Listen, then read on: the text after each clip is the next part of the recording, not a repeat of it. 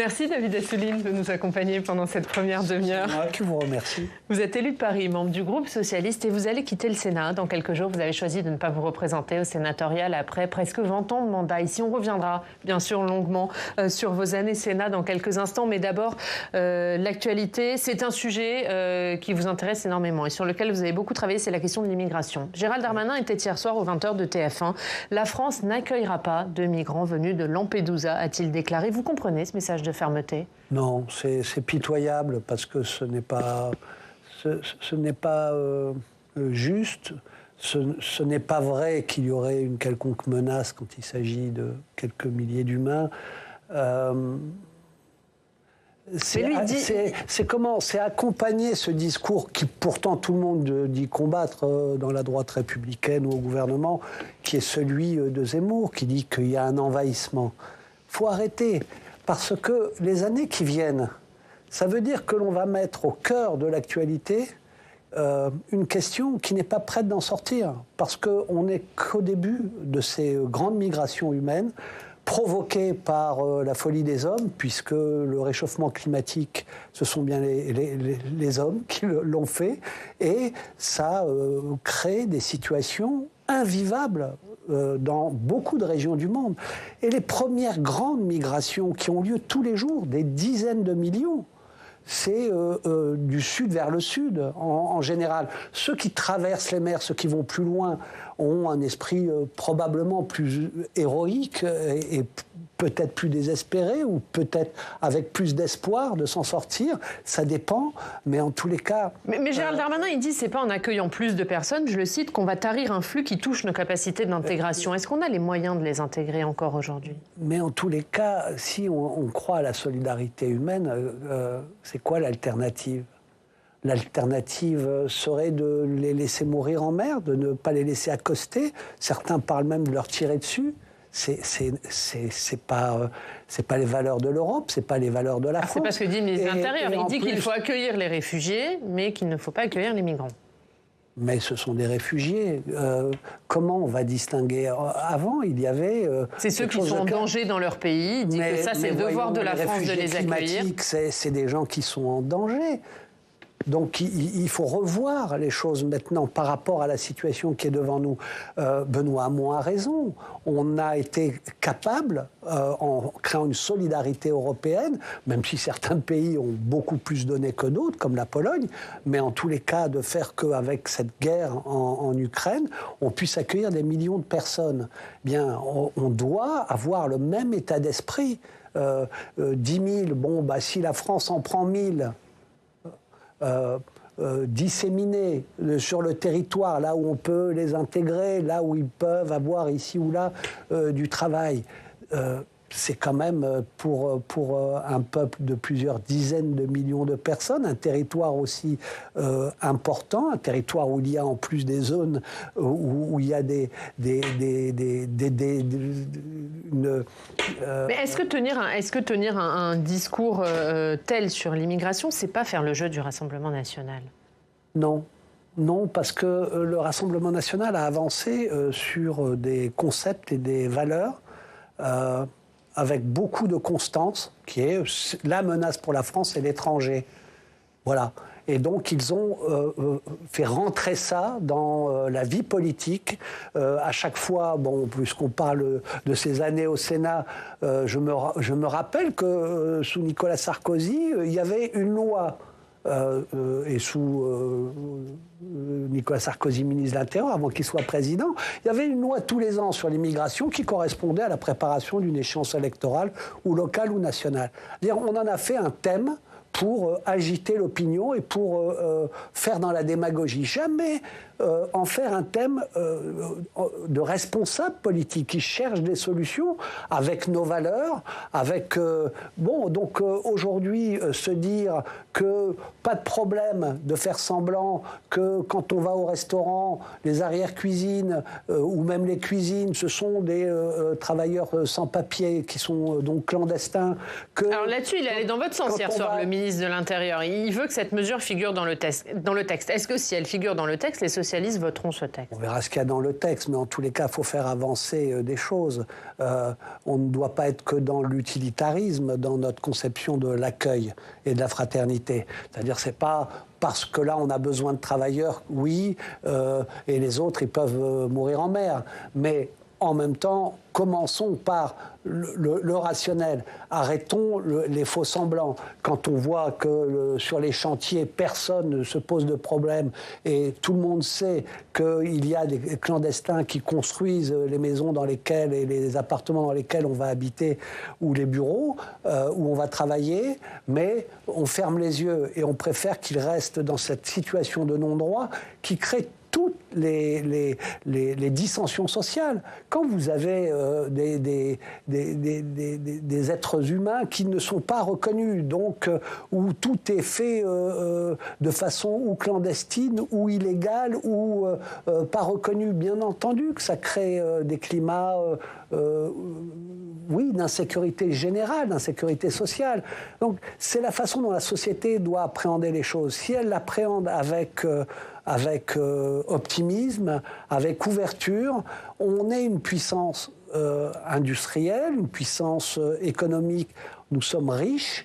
Il faut juste mieux répartir à tous les niveaux. Et je ne pense pas qu'aujourd'hui, ce soit les étrangers qui font que des Français vivent mal.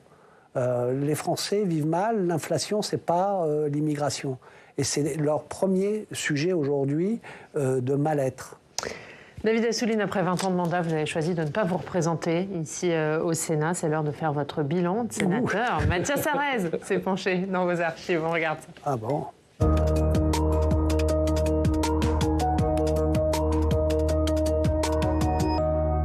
Bonjour Mathias. Bonjour Oriane, bonjour David Assouline. Bonjour. Et Mathias, vous allez nous dresser le portrait d'un David Assouline très politique. Absolument. 19 ans conseiller de Paris, 19 ans également au Sénat, dont 3 en tant que vice-président, et puis un engagement via le syndicalisme étudiant qui remonte aux années 70 avant de se poursuivre pendant des manifestations contre la réforme de l'université avec le projet de loi de Vaquet, dont il est l'un des porte-parole, ou encore à travers la marche des beurs contre le racisme et pour l'égalité des droits. David Assouline, en somme, pour retrouver vos premiers pas en politique, il faut remonter assez loin. Est-ce que vous avez souvenir d'une vie sans politique ? Oui, l'enfance. Mais bon, j'ai commencé vraiment à m'engager, à manifester. Je me souviens, donc c'est vieux, à des manifestations contre la dictature de Franco. Et je me souviens de manifestations pour célébrer cette révolution au Portugal contre les militaires. Donc c'est quand il existait encore des dictatures fascistes en Europe. Et j'espère qu'on ne va pas y retourner parce qu'en Europe, il y a cette extrême droite qui monte et qui prend le pouvoir ici et là. Avec un risque en France également ? Avec ce risque en France, qui fait que je ne vais plus être élu.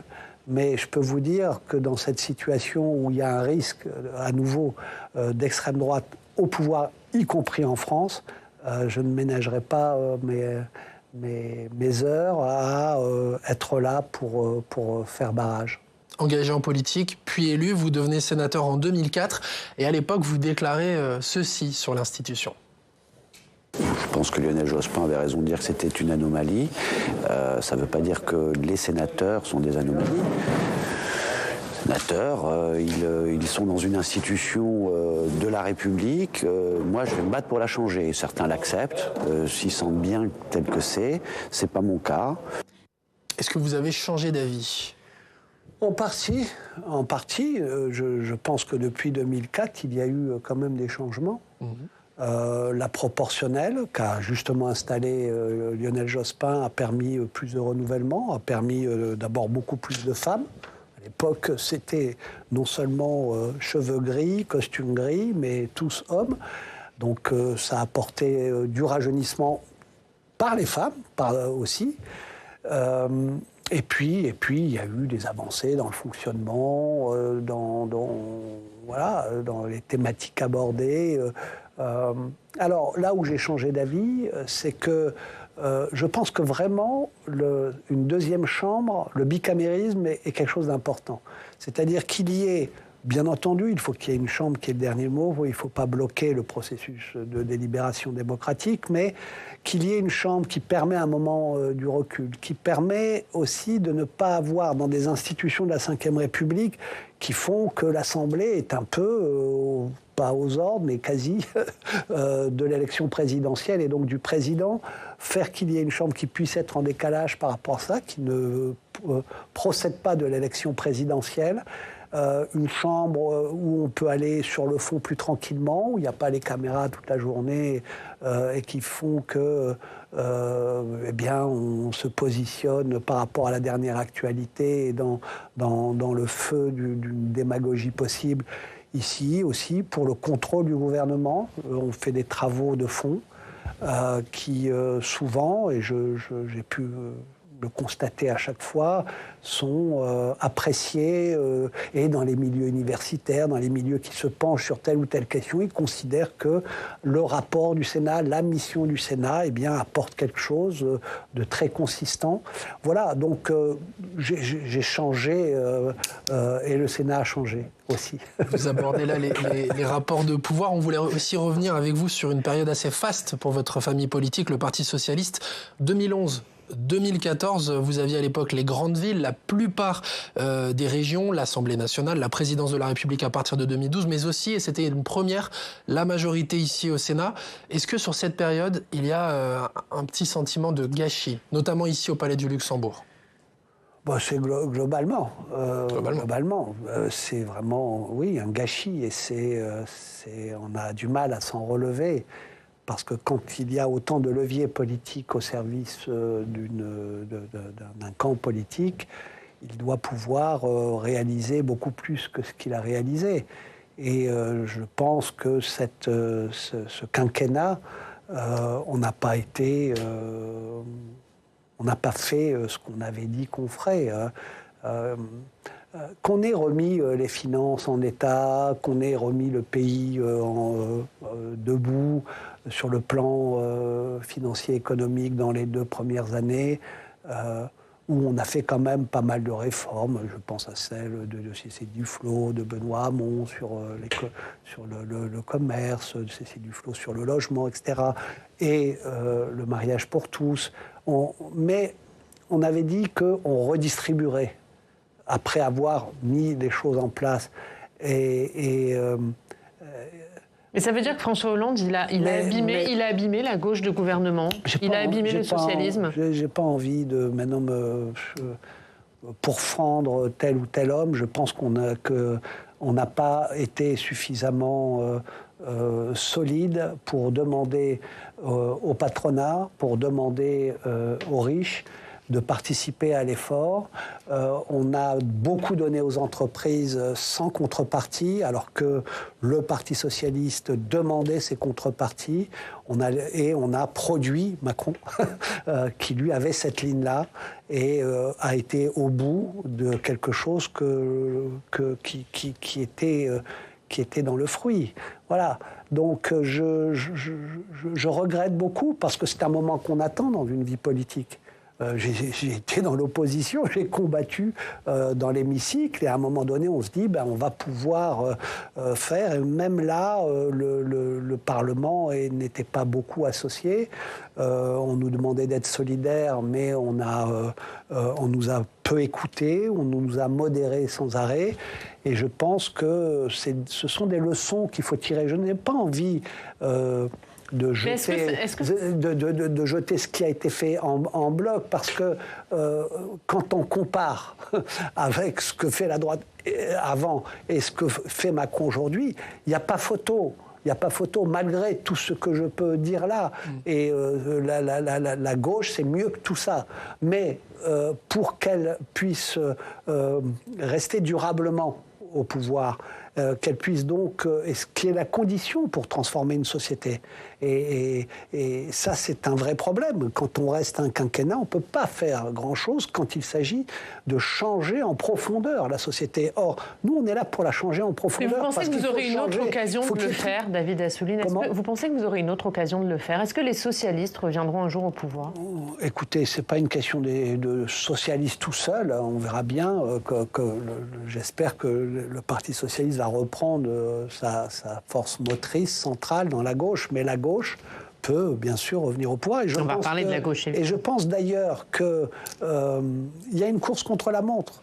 Parce que cette fois-ci, si ce n'est pas la gauche, c'est l'extrême droite qui s'alliera une partie de la droite qui est déjà prête, qui fait ses offres de service sur le fond tous les jours, en chevauchant tous les thèmes du Rassemblement national. Donc, c'est ça la perspective. Vous pensez qu'il y aurait une partie, oui, en tous les cas, il y en a qui choisiront peut-être Emmanuel Macron, d'autres Éric Zemmour et Marine Le Pen, surtout si elle gagne. Mais on voit les déclarations de M. Retailleau ici. C'est incroyable, cette dérive de cette partie de la droite. Mais la seule alternative à ça, c'est la gauche. Parce que ça ne sera pas Emmanuel Macron cette fois-ci. Bon, donc, la gauche a cette responsabilité. Si elle sait dépasser ce qu'elle a fait jusqu'à présent, notamment faire un rassemblement de la gauche qui dépasse la NUPES telle qu'elle s'est constituée en urgence, de façon défensive et sous la houlette de quelqu'un qui n'emmènera jamais la gauche au pouvoir. Jean-Luc Mélenchon. Oui, tant que c'est Jean-Luc Mélenchon qui donne le là, il n'y a aucune perspective pour que la gauche dépasse les 30% comme la dernière fois. Or, c'est 50% pour gagner. Et puis aussi pour créer de l'espoir. Voilà. Il faut s'aimer à gauche pour pouvoir créer de l'espoir. Lui, il déclare qu'il n'aime pas tous ses partenaires de gauche. Comment vous avez pris cette phrase? C'était dimanche soir sur BFM. Je l'ai pris. J'ai pas fait la nuit parce que je les aime pas. Je l'ai pris comme et quelque chose de puéril, parce que c'est pas une question d'amour, mais quelque chose. Je me suis dit, mais qui il aime à part lui, quoi. Et encore. Vous l'avez connu, vous, Jean-Luc Mélenchon, oui. au Parti socialiste. Comment vous le voyez, le Jean-Luc Mélenchon d'aujourd'hui? Je le crois, je le vois avec son brio, avec ses connaissances, sa culture, qui font qu'il peut encore séduire, notamment quand il gomme tous ses cris et vociférations. Mais voilà comment je le vois aujourd'hui dans une spirale dans une impasse, c'est-à-dire c'est outrancier, c'est sur les valeurs. Je vois qu'il a abandonné beaucoup de choses qui font l'originalité, l'universalisme de la gauche, son caractère démocratique. Voilà, quand il se positionne sur l'abaya de la façon dont il se positionne, en contradiction totale avec ce qu'il disait, parce que c'était un républicain dans cet hémicycle, il nous faisait des très beaux discours républicains et laïques, et qui n'étaient pas des discours qui utilisent la laïcité comme la droite le fait pour pourfendre l'étranger. C'est pas ça, à la gauche. Donc on est pris en étau entre des discours qui, sur cette lutte contre l'islamisme politique, sont conciliants, on va dire, et d'autres qui utilisent la laïcité qu'ils ont toujours combattu dans l'histoire, comme la droite française, pour fustiger l'étranger. Bon, et puis quand on est complaisant avec des dictatures, avec des régimes autoritaires dans le monde, on se souvient de son positionnement sur la Syrie, son positionnement sur la Russie et sur Poutine, sans compter sur le Venezuela. Voilà, c'est pas c'est pas l'internationalisme tel que j'ai connu Jean-Luc Mélenchon, c'est pas le républicain tel que j'ai connu Jean-Luc Mélenchon, mais on va pas faire l'émission sur... Non, on va revenir à vous. On va revenir à vous. En tous les cas, voilà, là, il y a une impasse parce que la gauche a besoin de beaucoup se parler, de se respecter, de trouver un moyen de se rassembler avec un discours qui rassemble ceux qui sont plus modérés et ceux qui sont plus à gauche, et pas dans un discours de la marge et dans un rapport aux autres si violent et si autoritaire. Allez, David Assouline, en 2017, après votre réélection, il y a ce moment dans l'hémicycle. Et je proclame vice-président du Sénat Messieurs Philippe Dallier, Monsieur David Assouline. Oui, vous pouvez les applaudir.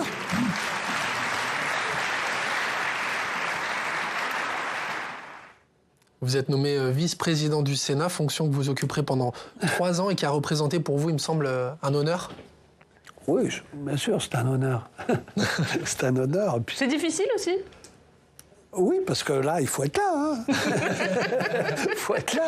Imagine, j'arrive en retard, la séance, elle n'ouvre pas. Donc, non, c'est un moment de responsabilité, c'est un moment d'honneur, parce que on est choisi par ses pairs, et puis on préside une chambre parlementaire d'un grand pays démocratique. Oui, c'est un moment intéressant, aussi d'apprentissage, de la politique.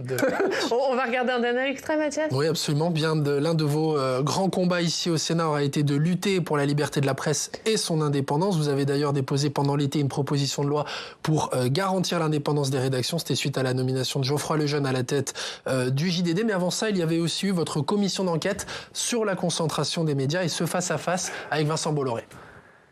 Il y a C8, C-Star, CNews, Studio Canal, MyCanal, Canal VOD, Canal Plus Règles, la chaîne Canal, toutes ses variantes, Canal Plus Cinéma, Canal Plus Sport, séries, etc. On a recoupé un petit peu l'extrait, Marianne, parce que vous avez énuméré tous les médias possédés par le chef d'entreprise breton. D'où vous vient ce combat et pourquoi est-ce qu'il est si important pour vous ? Pour moi, il est très important parce qu'on est dans un monde très médiatique où l'influence des médias sur la vie publique, sur la vie démocratique est gigantesque, même sur la vie culturelle, sur la façon dont se forgent les opinions, etc. Et j'ai toujours considéré et apprécié, on va dire, avec force, quelqu'un qui a siégé aussi dans cet hémicycle, c'est pour ça que c'est aussi un honneur pour moi d'y avoir siégé, Victor Hugo, qui considérait que la liberté de la presse était disons, liée à l'exercice du suffrage universel et que le caractère de la démocratie prenait sens quand il y avait les deux. Pourquoi ? Parce que s'il n'y avait que le suffrage, mais pas le choix des différentes expressions qui font que le citoyen va choisir, bien le vote était orienté, plébiscitaire, notamment dans son combat contre Napoléon III.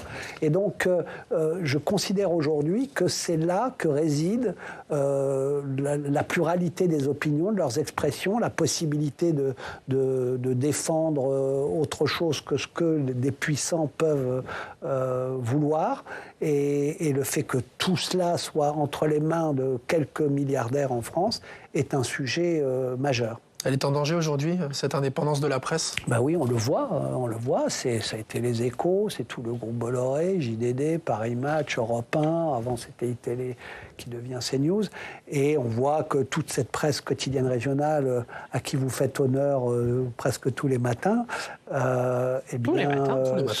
Ce qui était ce pluralisme, cette multitude de centaines de titres issus de la Libération et des différentes opinions de ceux qui ont résisté au régime de Pétain et aux nazis, eh bien aujourd'hui, y compris là, ça se concentre en quelques propriétaires, banques, financiers, et que ce pluralisme se réduit. Et donc, c'est un combat qu'il faut vraiment mener, aussi parce qu'il y a la révolution numérique et ces plateformes étrangères, les GAFAM, qui sont aussi puissants que des États, même plus puissants que des États, et qui s'émancipe du droit que des peuples ont construit patiemment pour justement faire qu'il y ait le pluralisme et la démocratie. Et donc, dans cet environnement, je pense que c'est un combat fondamental qui va le rester encore longtemps.